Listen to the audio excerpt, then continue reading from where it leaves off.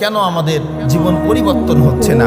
যতদিন না আপনি এই কোরআনকে নিজের জীবনের রক্ষা কবচ হিসাবে মেনে নিতে না পারবেন, ততদিন আপনি মানুষ হতে পারবেন না, মানুষ হতে পারবেন না। আর কোরআন মানার জন্য কোরআন আপনাকে শিখতে হবে। কোরআন যদি না শিখেন, এ কোরআন মানতে পারবেন না।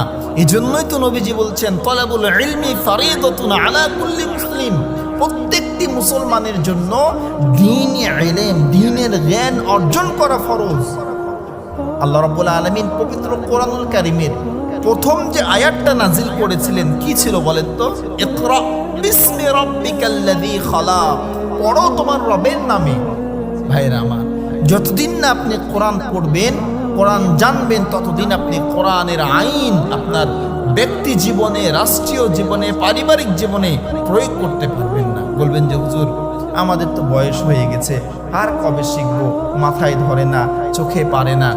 ভাই বাবা, আপনি ব্রেন দুর্বল হয়ে গেছে, চোখে পারে না, পারছেন না, এটা কিন্তু আপনার দোষ না, এটা বয়সের কারণে হচ্ছে।